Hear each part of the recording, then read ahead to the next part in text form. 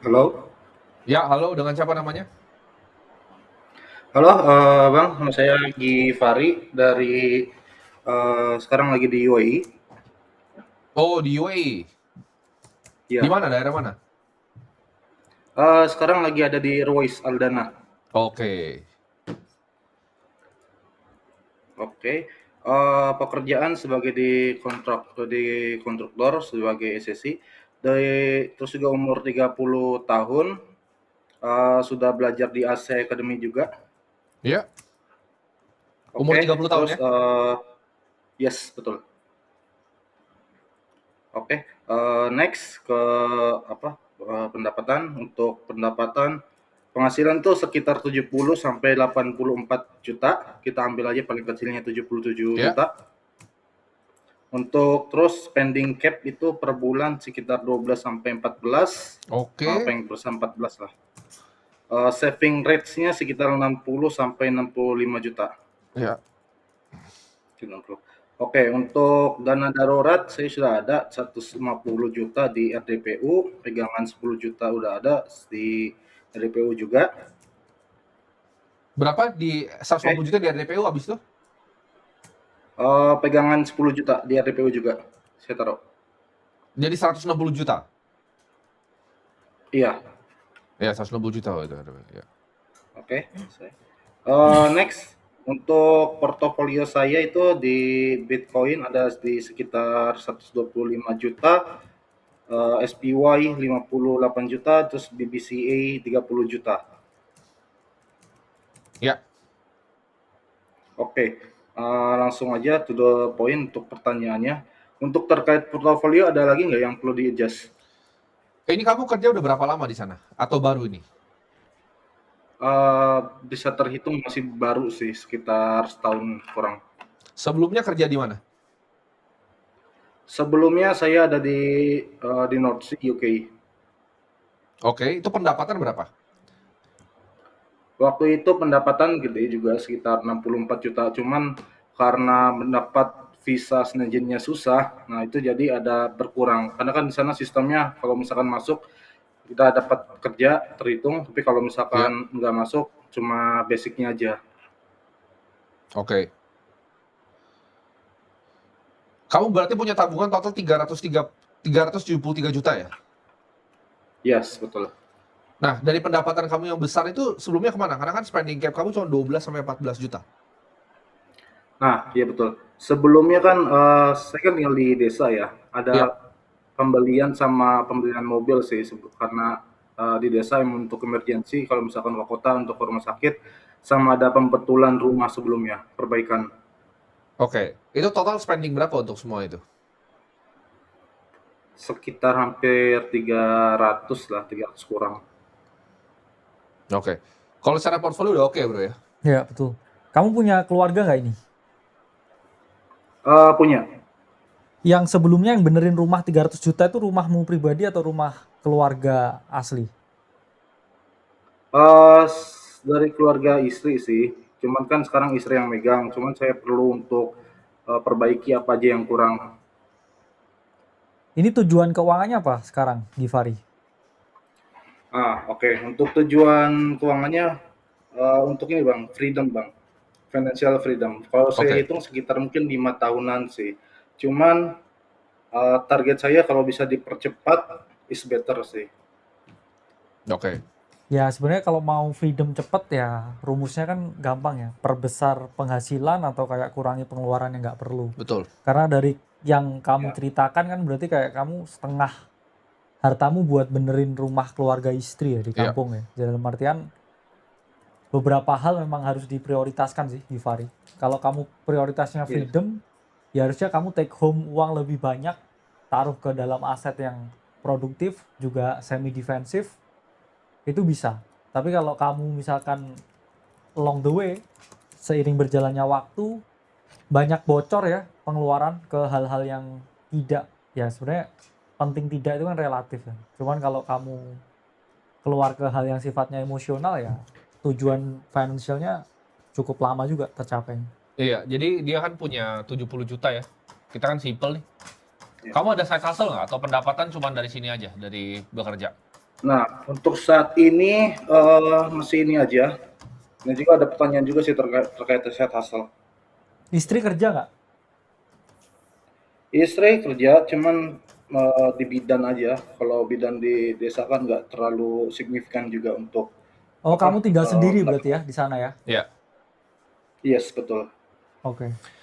Kamu tuh sebenarnya kan bisa savings besar sekali ya, 50 juta sebulan. Dan kalau kamu tadi bilang kan ini kan sebenarnya ini kita gedein ya pengeluaran 20 juta. Kamu kan sebenarnya 12 sampai 14 kan.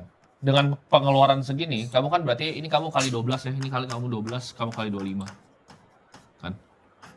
Kamu 4,2 miliar. Untuk dapat 4,2 miliar ini kan kamu perlu tabung ya sekitar 6 tahun. Ini tanpa return ya, Bro ya. Cuma di cash Ya. aja 6 tahun plus. Ya. Jadi kalau return 10% ya harusnya bisa kurang ya. Dengan 6 tahun ini kamu pasti nyampe sih kalau misalnya kamu mau pensiun. Karena gini, banyak orang, ini bahkan gue ngobrol sama banyak orang-orang yang sukses juga, Bro ya. Yes. Sebenarnya sesimpel ini, financial freedom tuh sesimpel bahwa annual burn rate lu, annual lu keluarin duit, itu di 4% dari portfolio. Itu standar lah. Kalau lu nyampe situ, berarti lu udah bebas secara finansial. Misalnya lu mau pensiun dengan duit 100 juta sebulan gitu, berarti lu butuh 30 M. Kalau lu kan butuhnya tuh 12 sampai 14, lu butuh cuma 4,2 miliar gitu. Ya. Dan 4,2 miliar bisa didapatkan dalam 6 tahun, tapi ada problem nih dengan di sini nih. Kan portfolio tadi kalau kita bahas, tadi dia juga apa belajar sama kita udah lama ya. Portfolio Yes. udah benar. Ya. Ya, nggak ada yang perlu kita benerin kan itu kan personal ke pribadi kamu dan menurut kita portfolio kamu sudah bagus. Problemnya adalah ketika nanti udah nabung, Bro. Ketika nanti udah ke 2M, ntar ada pengeluaran kayak tadi nggak, ada benerin rumah lagi nggak? Itu kan kamu harusnya Sorry, nabung itu bisa banyak loh. rumahnya atas nama kamu atau atas nama keluarga itu? Istri sih. Jadi rumah keluarga istri kan? Enggak, kebetulan apa? Bukan kebetulan. Orang tuanya kan sudah pupus, sudah meninggal, Oke. jadi istri Rumah yang warisan apa lah ya. nempatin gitu. Yes, that's correct. Berarti pengennya kan yang saya lihat ini Givari kerja di luar, terus habis itu dapat uang yang cukup ditabung, terus rencananya pensiunnya pulang ke Mari kan sebenarnya. Yes, betul. Ya sebenarnya lebih oke sih. Kenapa? Karena kan kamu tinggal di UAE cuman sendiri kan di sana. Dalam artian kalau misalkan sama keluarga di sana pasti pengeluaran jauh lebih gede. Sebenarnya Iya. gede dia, Bro, bisa savingnya. Karena Itu kan kenapa bisa kecil sekali? Apa pengeluaran Iya. di sana kenapa bisa kecil sekali? ditanggung tempat kerja ya kayaknya. Yes, betul. Di sini untuk semuanya udah ditanggung sama company sih. Oke banget dong itu. Kamu bocor lagi nggak nanti ketika kamu udah nabungnya sekitar 1 sampai 2 miliar? Kalau dari target planning aku keuangan kemungkinan enggak. Sampai khusus untuk apa? Anak aja mungkin di sekolah. Dulu yang rumah itu pengeluarannya satu waktu atau bertahap itu dulu yang 300 juta itu?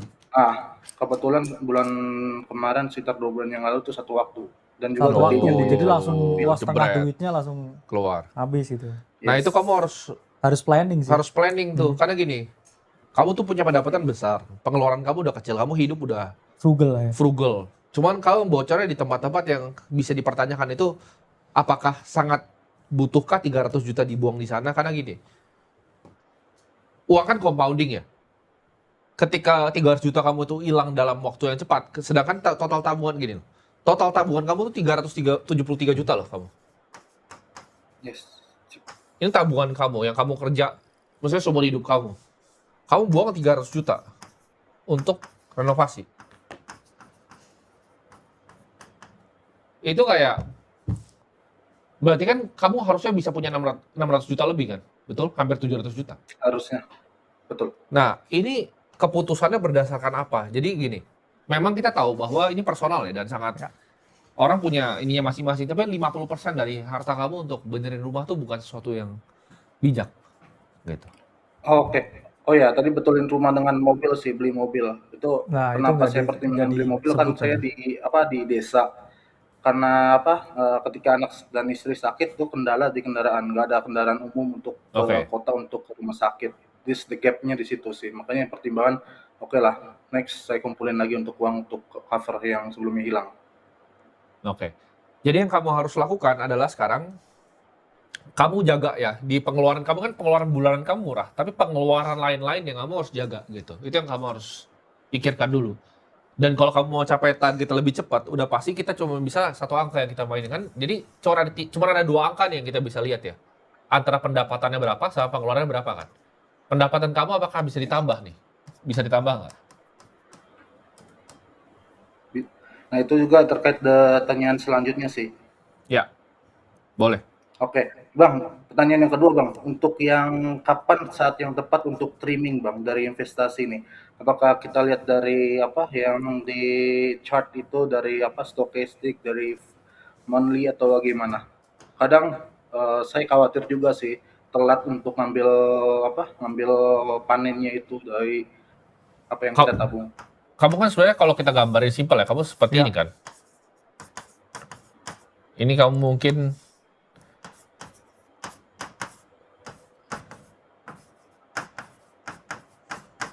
Nah, di portfolio itu kadang kita nggak perlu melakukan yang namanya market timing karena nggak akan ada yang tahu kapan kamu bisa trim, kapan kamu bisa buang. Kita pakainya rule alokasi aja. Misal kamu RDPU 50% nih, ya kan? Kamu 30% di Bitcoin. Terus kamu 20% di saham, baik S&P maupun BCA. Ini udah merupakan portfolio yang konservatif dan oke gitu. Jadi kamu nggak usah mikir ini apakah ini ditrim, dipotong jadi segini kah gitu atau dipotong jadi segini, nggak usah gitu. Kamu pakai taktik yang namanya rebalance saja. Maksudnya apa? Ketika Bitcoinnya naik banget, misalnya LSE harganya jadi 100.000, kamu balikin dia ke posisi 30%, ngerti nggak? Ketika S&P naik banget, kamu balikin dia ke posisi 20%. Paham? Karena kan dari Oke. 30 ini misalnya bisa jadi 40% gitu kan. Baru kamu jual ya 10%-nya. Kamu masukin cash. Jadi rebalance seperti itu. Jadi bukan kamu market timing berdasarkan harga atau kamu kira makro seperti apa lalu kamu melakukan trimming. Yang penting kamu alokasinya setiap bulan disiplin ya. Karena return itu bukan sesuatu yang bisa kita kontrol ya. Jadi yang bisa kita kontrol tuh cuman waktu berinvestasi sama jumlah yang kamu investasikan. Ini yang paling penting. Return tuh kadang kita nggak bisa kontrol karena itu berdasarkan market ya. Oke, got the point. Berarti ntar balik lagi aja ke RPU, kalau ada timing lagi kita beli lagi di Betul. Jadi ketika misalnya kamu punya portfolio, let's say kita bikin lebih sederhana ya misalnya. Kamu punya portfolio nih ya, kita bikin dua aset aja misalnya biar gampang ya. Ya, barbell strategi lah. Misalnya kamu punya RDPU, kamu punya S&P ya.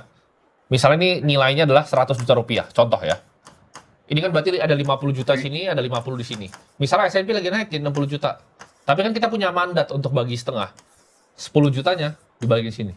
Paham? Ya sebenarnya bisa 50 Oke, Pak. RDPU 50 Bitcoin sih. Betul. Kalau kamu Misalnya misalkan Bitcoin juga punyanya contoh. aksesnya Bitcoin lah Ya. misalkan ya. RDPU 50%, Bitcoin 50%. Jadi Ya. barbell strategi ya 50% ke sesuatu yang agresif, 50% konservatif. Kapan masuk keluarnya ya? Sesuai mandat. Ya atau setiap bulan Iya. DCA juga nggak masalah. Asalkan punya misalkan kamu setiap bulan nih ada 60 juta nih kan bersih kan. Iya. 30 juta kamu RDPU, 30 Betul. juta kamu beli Bitcoin itu juga oke Betul. juga ya.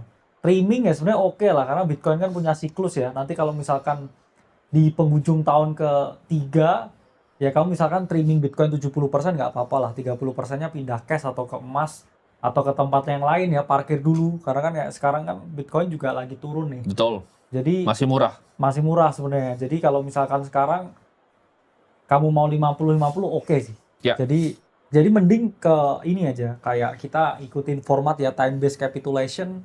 Jangan coba terlalu pengen technical ya karena technical kan tergantung perspektif ya. Kamu lihat di weekly chart beda, monthly chart beda. Sementara kan pendapatanmu dapatnya tetap nih dan setiap bulan tuh harus dialokasikan kalau kamu nggak mau wasted time value of money-nya ya. Daripada dibuang-buang ya mending saya rasa kamu cari ke pos yang mana jumlahnya tetap sih. Ya. Oke, got the point untuk itu. Sama Oke, ya Bang, tadi terakhir sih untuk mungkin pertanyaan. kamu kalau mau spending ya nanti jangan coba satu waktu lah. Misalkan mau benerin rumah lah, oh ini butuh 100 juta. Ya kamu perlahan aja, dalam artian jangan langsung 100 juta kamu keluarin karena itu kan berarti spending power kamu langsung berkurang drastis tuh, hampir setengah itu rasanya. Ya. Nah, tujuan keuangan kamu ini apa? Untuk pensiun kah? Tapi kamu kan punya anak tuh. Nah, Sebenarnya kan masih ada Iya. step lagi yang kamu harus bikin yaitu dana pendidikan anak kan, betul? Iya betul. Nah, itu Itu harus- dana pendidikan anak udah ada. Tapi nggak saya masukin di situ. Saya Oke. tiap bulan udah masukin sih sekitar sekarang 45, 46. Oke. Nah, dana pendidikan anak ini kamu harus hitung karena kan dana pendidikan anak kan panjang ya durasinya ya, bisa 15 Ya. sampai 18 tahun loh. Ya. Karena dia kan akan kuliah nanti di usia 18 tahun, kamu harus lihat itu di situ. Nah, aset mana nih yang kamu pakai untuk masing-masing pos. Jadi ada Oke. cara-cara sederhana sebenarnya. Kalau misalnya untuk 18 tahun kan kamu bisa pakai instrumen seperti Bitcoin contohnya. Betul. Kamu bisa pakai instrumen seperti Ya. saham contohnya. Kalau kamu 18 tahun terus kamu simpannya di RDPU, itu nggak benar gitu. Karena kamu kena cash drag nanti. RDPU itu dipakai Oke. untuk balancing cash kamu. Jadi kamu kalau dana pendidikan anak itu harusnya full di instrumen yang memang tahannya di atas 10 tahun, yaitu contohnya Bitcoin, Betul. contohnya saham ya, mau saham domestik, saham global. Kamu harus sesuaiin instrumen dengan tujuan keuangannya. Sama hati-hati aja sama lifestyle inflation juga ya bro. Ya. Karena belum punya anak, ntar anaknya 18 tahun minta beli mobil itu. Nah, itu juga. Minta main mobil. Tapi untung sih mobil. untuk yang anak ini malah tabungan anak yang paling tinggi karena sebelumnya kan saya taruh di SPY sama BTC itu. Nah itu malah gainnya paling tinggi dibandingin tabungan pribadi. Betul. Yes, udah bagus berarti dia udah benar. Ya. Oke, Oke, Bang boleh nanya saya lagi? boleh terakhir. Nah ini ada sedikit gap sih yang gua rasain. Di sini kan cuma ada sekitar 1 sampai 2 jam gua ngerasain free time untuk ngelakuin hal sesuatu nih. Kira-kira untuk cari peluang set hustle untuk yang punya waktu free time 1 sampai 2 jam itu gimana ya, Bang? Skill kamu apa yang bisa Ya. kamu jual langsung? Menurut kamu? Skill dari pekerjaan kamu yang bisa kamu jual tuh apa? Paling buka kelas sih ataupun terkait dengan background teknikal yang saya lakuin di kontraktor ini. Oh. Oke. Jual ebook kayak gitu. Kamu bisa buka pelatihan untuk background kamu. Bisa Oke. sih. Itu bisa jadi salah satu juga side hustle Ya, bro, berarti ya. mungkin ngontennya ya gampang kan, dalam Iya. artian gimana saya bisa memperoleh misalkan kayak 80 juta setiap bulan di UAE gitu Betul. ya, dengan kayak memiliki bisnis atau di bidang konstruksi itu juga bisa Iya. jadi hook juga, dalam artian berapa banyak yang kerja kayak kamu sekarang di sana jumlahnya? Untuk di sini Indonesia sendiri itu sedikit 4 Nah, orang. Nah, kamu itu- bisa bikin konten. Iya, Kontennya betul. tentang apa? Kontennya tentang dokumentasi ya. Karena kayaknya teman-teman yang nonton ini kan sebenarnya kita kan juga ini bro ya, offering dalam artian suatu Ya. platform yang mana teman-teman yang lain ya siapa tahu viewer di sini juga pengen gitu loh, 80 juta di Arab sana. Betul, pengen belajar gimana Ya cara dapat 80 penghasilan. juta ya daripada di sini nganggur kan, misalkan ke Arab mau belajar ke Givari kan juga oke. Betul. Jadi kan kita mengagregasi kan, platform kita ini Betul. mengagregasi ya antara yang pengen belajar sama yang pengen kayak mendapatkan akses ya ke wealth atau kekayaan.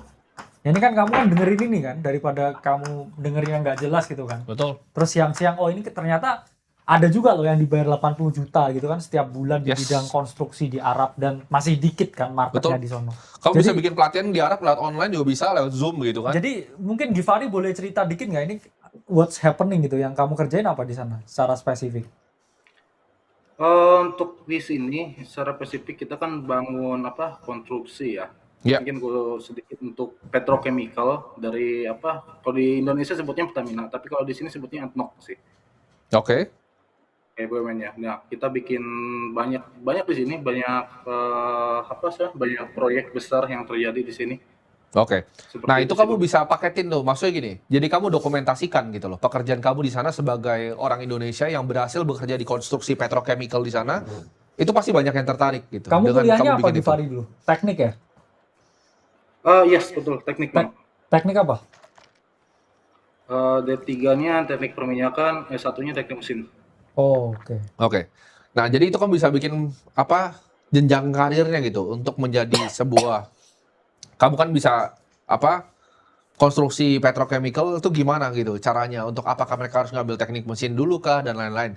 Nah, ketika kamu udah bisa jual, awalnya kamu cari beberapa orang aja dulu gitu yang kamu mau ajarin, kamu bikin kontennya, kamu dokumentasikan secara online, kamu sharing secara jujur gitu loh, apa yang sedang kamu lakukan. Kamu kan juga punya ini kan, temen kerja yang sebaya kan di sana, yang sama-sama orang Indonesia. Let's say di tempat kamu kerja 5 orang gitu, ya kamu bikin konten dulu lah bareng 5 orang ya. Kalau biasanya malu kan sendiri. Iya. Dalam artian nanti ya spill gaji atau spill kerjaan tentang di sono. Jadi mulai dari situ dulu sih. Siapa tahu banyak orang yang tercerahkan dan yang misalkan teknik juga di sini cuman gajinya 8 juta, siapa tahu mau kali 10 di sana kan oke juga nih Iya. buat yang lajang, fresh graduate. Terus nanti kamu mungkin Oke, juga oke. bisa bikin ini pelatihannya, terus apa yang dibutuhkan, terus habis itu yang ngurus ya kita ngomong administrasinya seperti apa. Karena masih dikit ya, kamu punya peluang kan sebenarnya buat Betul. jadi yang ngajarin ya orang yang mau ke sana.